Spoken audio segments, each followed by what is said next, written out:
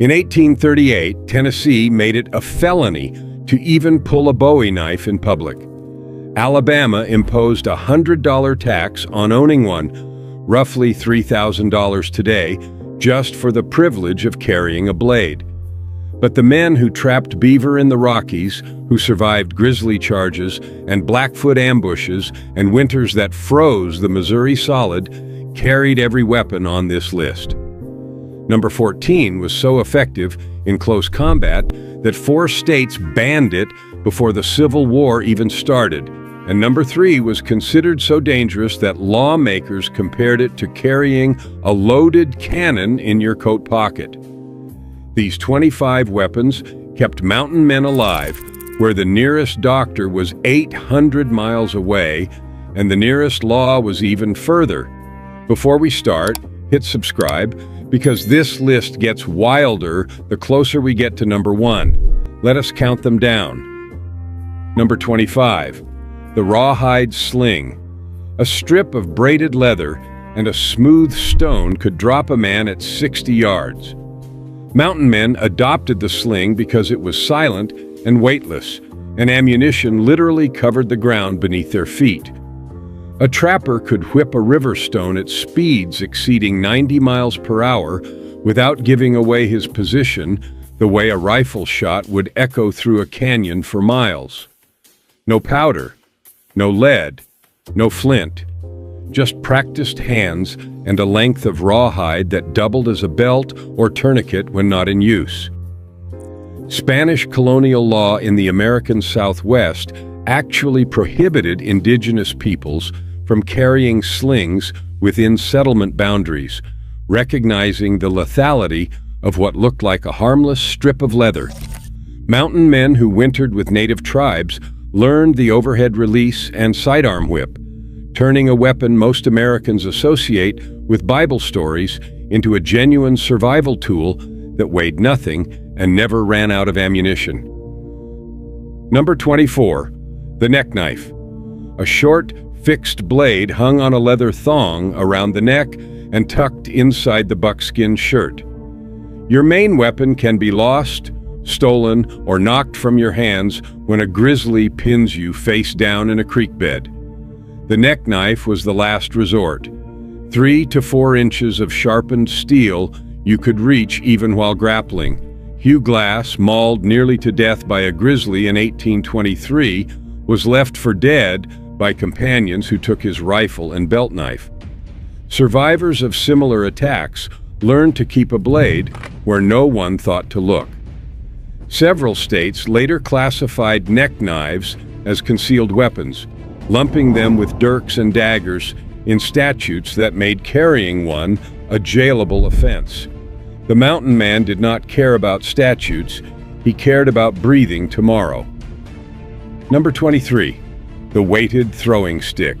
Native peoples across the Great Plains had perfected the rabbit stick and war club long before European trappers arrived. Mountain men who traded alongside Crow and Shoshone bands adopted the practice of carrying a heavy, curved hardwood stick balanced for throwing. At 20 yards, a well-thrown stick could break a deer's leg or crack the skull of a wolf circling camp at dawn. Unlike a tomahawk, it had no metal head to rust, no edge to dull, and no value worth stealing. Some trappers carved theirs from Osage orange, one of the hardest woods on the continent.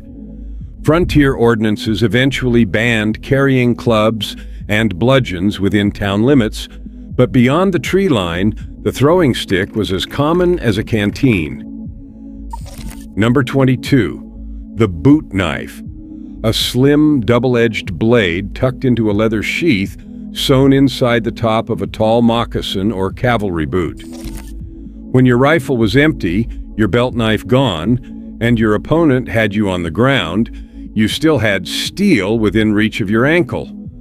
Mountain men favored blades between 4 and 6 inches, thin enough to slide into the boot without chafing, but rigid enough to punch through a buffalo hide coat. By the 1850s, concealed weapon laws in Virginia, Louisiana, and Tennessee specifically targeted boot knives. The mountain man would have laughed at the distinction between self-defense and assassination. In a midnight Blackfoot raid, honest and desperate meant the same thing. Number 21. The blackjack. A palm-sized leather pouch filled with lead shot and stitched shut with sinew. One sharp strike to the temple could end a fight before the other man knew it started. Trappers who attended the annual rendezvous knew that not every threat came from grizzlies. Rival trappers, whiskey-fueled brawls over beaver plues, and trading post disputes all called for a weapon that could incapacitate without killing, because killing a fellow white man at rendezvous brought consequences that killing a bear did not. Nearly every state eventually outlawed the blackjack, classifying it as a concealed bludgeon with no legitimate purpose. But in the 1820s, tucked into a trapper's possibles bag, it was simply common sense. Number 20. The trade tomahawk. The standard issue survival tool of the North American fur trade. Blacksmiths at trading posts from St. Louis to Fort Union forged thousands of lightweight hatchets with a blade on one side and a pipe bowl on the other, creating a combination weapon, tool, and smoking instrument that mountain men carried every single day. The trade tomahawk could split kindling, drive tent stakes, butcher an elk, and bury its edge in the shoulder of an attacker. Weight ran between 1 and 2 pounds on an 18-inch hickory handle. It balanced well enough for a skilled thrower to stick it in a tree trunk at 10 paces. A trick demonstrated at nearly every rendezvous for wagers of tobacco and beaver pelts. Jim Bridger reportedly carried the same tomahawk for over a decade, the handle worn smooth as river stone from daily use. As settlements pushed westward, municipal codes in frontier towns like Dodge City and Abilene banned tomahawks within city limits alongside firearms and knives. The weapon that had been essential for survival became, in the eyes of civilization, a relic of barbarism. Number 19. The pepperbox revolver. Before Samuel Colt perfected the single-barrel revolver, the pepperbox offered mountain men something revolutionary. Multiple shots without reloading, a cluster of 4 to 6 barrels rotated around a central pin, each preloaded with powder and ball. Allen and Thurber produced popular models in the 1830s and the 1840s, costing $8 to $15, roughly a month's wages. The pepper box was wildly inaccurate beyond 10 feet and had a tendency to chain fire, meaning all barrels discharged at once. Mark Twain later called it the weapon that could not hit anything in particular, but would fetch everything in general. Despite the flaws, in the confined chaos of a trading post brawl, the pepperbox's rapid fire was devastating. Several territories later restricted multi-barrel pistols before the Colt rendered them obsolete. First pattern break. Here's where things get interesting. A typical trapper heading into the Rockies in the 1830s carried a belt knife, a tomahawk, a flintlock pistol, a possibles bag, and a powder horn at minimum. Some added a second pistol, a blackjack, and a neck knife beneath the shirt. All of this hung from a single wide leather belt that also supported his shooting bag and water gourd. The weight could exceed 15 pounds. Paintings by Alfred Jacob Miller, who traveled with fur trade expeditions in 1837, show mountain men bristling with weapons like walking arsenals. Every ounce served a purpose. These men were not paranoid, they were experienced. And experience in the Rockies meant knowing the distance between life and death was measured in seconds. Number 17. The Arkansas toothpick. If the Bowie knife was the broadsword of the frontier, the Arkansas toothpick was its rapier. Long, narrow, double-edged, and tapered to a needlepoint, it was designed for thrusting into the body of another human being. A toothpick with a 12-inch blade could reach vital organs through heavy buffalo robes, that a shorter knife could not penetrate. Tennessee banned the sale and transfer of Arkansas toothpicks in 1838, weeks after two state legislators in Arkansas fought with Bowie knives on the floor of the State House of Representatives, killing one. The toothpick was specifically named in statutes across the South and West. Lawmakers treated it like a concealed sword. Mountain men treated it like insurance. Number 16, the belt pistol. The single-shot flintlock belt pistol was the mountain man's most trusted sidearm. Typically smooth bore, .50 to .62 caliber, with a barrel between 8 and 12 inches. A smart trapper matched his pistol's caliber to his rifle, so one bullet mold served both weapons. The belt pistol was inaccurate beyond 20 feet, and it took nearly a minute to reload. But when a grizzly burst from a thicket at arm's length, that single thundering shot was the difference between survival and an unmarked grave. Jedediah Smith carried an English-made flintlock pistol with a .62 caliber bore now preserved at the Cody Firearms Museum. Every mountain man understood, when the rifle was not enough, the pistol had to be. Number 15, the slingshot. Not the child's Y-shaped slingshot. The slingshot was a heavy lead or iron ball wrapped in leather and attached to a flexible strap. Swung with force, it could shatter bone through a fur hat. Sailors had carried them for centuries, and the weapon migrated inland with rivermen who traveled the Missouri into mountain man territory. It fit in a coat pocket, required no maintenance and no skill beyond willingness to swing hard. By the 1870s, nearly every state banned the slingshot by name, grouping it with blackjacks and brass knuckles. But in the wilderness of the 1820s, it was just another tool that kept a man alive. Number 14, the push dagger. A short, wide blade mounted perpendicular to a T-shaped handle that fit inside the closed fist. In a grappling fight, where swinging a longer blade was impossible, the push dagger turned every punch into a stab. Some models had blades as short as 2 inches, small enough to hide in a closed palm. The push dagger required no fencing skill and no room to maneuver. If you could throw a punch, you could use it. New Orleans gamblers popularized them, but mountain men had carried variations for years, sometimes forged from broken trap springs. 4 states specifically outlawed push daggers before 1860, classifying them as assassination weapons. The mountain man classified them as the reason he was still breathing. Number 13, brass knuckles. Forged from scrap brass at trading posts or purchased from smiths in St. Louis, brass knuckles turned a bare fist into a weapon capable of breaking a jawbone with a single punch.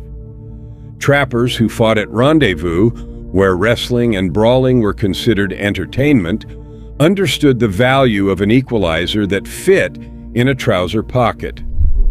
Some combined brass knuckles with a short blade, creating a knuckle duster knife that could punch and cut in the same motion. Arkansas, Texas, and Tennessee all banned brass knuckles by name in the same statutes that targeted Bowie knives. Number 12, the Hawken Rifle, the weapon that defined the mountain man era. Built by brothers Jacob and Samuel Hawken in their St. Louis shop beginning in 1815, the Hawken was a shorter, heavier, large-bore percussion rifle designed specifically for the demands of the Rocky Mountain fur trade. Calibers ranged from .45 to .68, powerful enough to drop a buffalo at 200 yards or stop a charging grizzly if the shooter held his nerve. The Hawken weighed between 10 and 12 pounds, with a barrel under 40 inches, short enough for horseback, but long enough for accurate shooting at distance. Kit Carson carried one. Jim Bridger carried one. At least 44 mountain men purchased Hawken rifles between 1831 and 1840, according to surviving account records. The rifle cost $20 to $25, a small fortune when a trapper might earn $400 in a good year. But no man who owned a Hawken regretted the expense. The earliest Hawken known to reach the Rockies was a special order piece purchased by William Ashley in 1823, bored for a 1-ounce ball at roughly .68 caliber. Ashley reported killing a buffalo from an extraordinary distance with a single shot. While the Hawken itself was never banned, the era it represented, men roaming free and armed to the teeth in unsettled territory, was exactly what Eastern lawmakers and railroad companies worked to eliminate. Second pattern break. Most mountain men traveled in brigades of 30 to 60 men organized by fur companies. These brigades were not just trapping parties, they were small armies. The Blackfoot Confederacy, the most aggressive opponents of the fur trade, killed more mountain men than any other single cause. Between 1820 and 1840, encounters with the Blackfoot accounted for hundreds of trapper deaths. Every weapon on this list was carried by men who expected violence and survived because they met it with overwhelming force. Number 10. The sword cane. A thin steel blade concealed inside what appeared to be an ordinary walking stick. Mountain men who ventured into St. Louis or New Orleans carried sword canes where openly carrying a tomahawk drew unwanted attention. The blade ran 18 to 24 inches. A sharp twist separated the handle from the body, revealing the blade in under a second. Virginia and Louisiana banned sword canes by name. The irony was thick. A man could walk the streets of Richmond with a Bowie knife on his belt in plain sight, but a sword hidden in a walking stick was a criminal offense. Number 9. The skinning knife. Every mountain man carried one, and in desperate moments it became far more lethal than its name suggested. A short, curved blade between 3 and 5 inches, designed to separate beaver pelts from carcasses.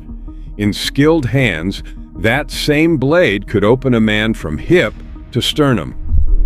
Trappers who had skinned thousands of animals understood anatomy better than most surgeons. The skinning knife was never specifically banned because lawmakers could not outlaw a tool essential to an entire industry. But in the hands of a 10-year veteran, it was one of the deadliest weapons on this list. Number 8. The double-barrel shotgun. Cut down to 18 inches or less, the sawed-off double barrel was the mountain man's answer to ambush. Loaded with buckshot, a single blast at close range covered a pattern wide enough to hit multiple attackers. The second barrel was insurance. Mountain men on river routes, where ambush from dense brush was constant, favored the short shotgun above all other weapons for its close-range devastation. Once both barrels were spent, it became a club, keeping it as a secondary weapon. But in the first 2 seconds of a surprise attack, nothing matched it. Sawed-off shotguns were among the first firearms targeted by barrel length restrictions in territorial law. Number 7. The Green River knife, named for the Green River Works factory in Greenfield, Massachusetts, which stamped blades with the words Green River near the hilt. Mountain men drove the blade to the stamp when skinning buffalo, giving rise to the frontier expression, "Give it to him up to Green River," meaning to stab someone to the hilt. It had a heavy, slightly curved blade of 6 to 10 inches, a wooden handle, and no guard. It was cheap, durable, and sharp enough to shave with when properly maintained on a river stone. Unlike the Bowie knife, which was designed for fighting, the Green River was designed for work. But work and fighting blurred together in the Rockies, and a Green River knife buried to the stamp ended plenty of arguments that started over trap lines, stolen horses, and gambling debts at rendezvous.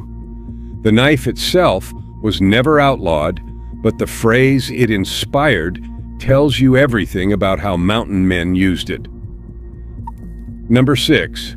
The War Club, adopted from Plains Indian allies and enemies alike. A stone the size of a man's fist, wrapped in rawhide and lashed to a wooden handle of 18 to 24 inches. The rawhide shrank as it dried, gripping the stone with unbreakable force. Some mountain men added brass tacks or embedded a trade knife blade through the stone head. In camp overrun at night, where rifles could not be loaded and pistols were already fired, the War Club was the last weapon standing. Frontier town ordinances lumped it with tomahawks and bludgeons in prohibited weapon lists. Number 5. The Bowie Knife, the most famous fighting knife in American history and the weapon that launched more legislation than any other blade ever forged. After Jim Bowie survived the legendary sandbar fight near Natchez, Mississippi in 1827, the knife became a national sensation. The original blade measured 9 1/4 inches, single-edged with a clipped point. But as the name spread, manufacturers in Sheffield, England, and across the American frontier produced Bowie knives in every conceivable size. Mountain men carried Bowies with blades from 8 to 15 inches. The knife served as weapon, camp tool, skinning blade, and status symbol all at once. By 1837, Alabama imposed a $100 tax and decreed anyone who killed a man while carrying one would be charged with premeditated murder, regardless of circumstance. Tennessee made it a felony to draw one in public. Texas banned carrying one on or about one's person in 1871. Mississippi outlawed concealed carry and use in dueling. Yet the Bowie remained the single most popular weapon of the mountain man era. Carried openly on every belt from St. Louis to the Pacific, it was the one blade that every trapper recognized on sight and every enemy respected. Third pattern, break. Here is what lawmakers never understood. You could not separate the mountain man from his weapons any more than you could separate a carpenter from his hammer. The tomahawk split firewood, the Bowie butchered elk. The belt pistol signaled for help. The skinning knife earned a living. When politicians hundreds of miles from the nearest wilderness passed laws banning these weapons, they were not just regulating arms, they were regulating a way of life. Number 3. The Derringer pistol. Henry Derringer of Philadelphia produced his small, large-caliber, single-shot pocket pistols starting in the 1820s. A short barrel of 3 to 4 inches fired a .41 caliber ball and was accurate at roughly arm's length.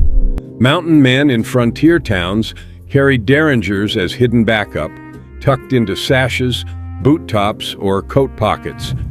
The beauty was its disappearance. In an era when every man carried visible weapons, the Derringer was the one nobody saw coming. Lawmakers compared concealed pocket pistols to hidden daggers and passed statute after statute banning them. John Wilkes Booth's use of a Derringer to assassinate Lincoln cemented the weapon's sinister reputation forever. But in a mountain man's sash, it was simply the last card in a very dangerous hand. Number 2. The dirk. A straight, double-edged stabbing knife with a blade between 8 and 12 inches and a crossguard. The weapon of Scottish Highlanders who immigrated to the American frontier, bringing a tradition of personal armament predating the United States by centuries. The dirk was a thrusting weapon designed to be driven into the torso in close combat. The crossguard protected the hand. The double edge meant every angle cut tissue.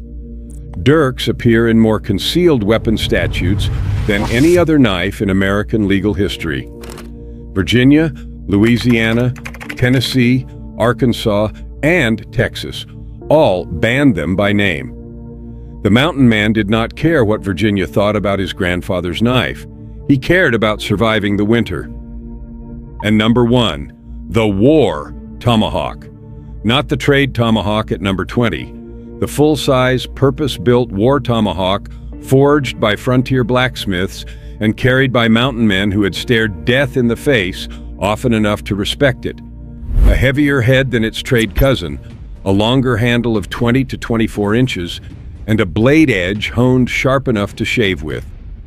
Some featured a spike on the reverse side for penetrating bone. In experienced hands, the tomahawk was the most versatile close combat weapon on the frontier. It could be thrown with lethal accuracy at 15 paces, used single-handed or paired with a knife in the offhand, hook an opponent's weapon or limb and pull them off balance, and deliver killing strikes from angles a knife could not reach. It was also the mountain man's primary camp tool, used every single day for chopping, hammering, scraping, and building. It was the one weapon no mountain man ever left behind, no matter how heavy the load or how long the trail. Frontier ordinances banned it, Eastern lawmakers feared it, Hollywood misrepresented it.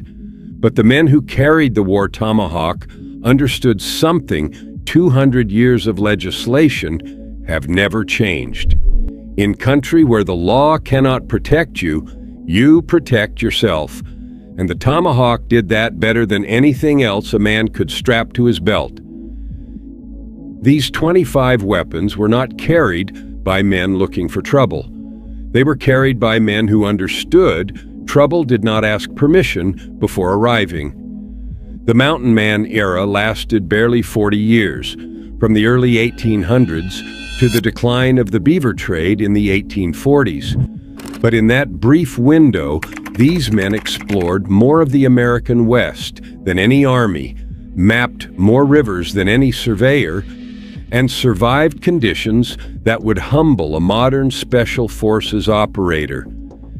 They did it with black powder, steel, and rawhide.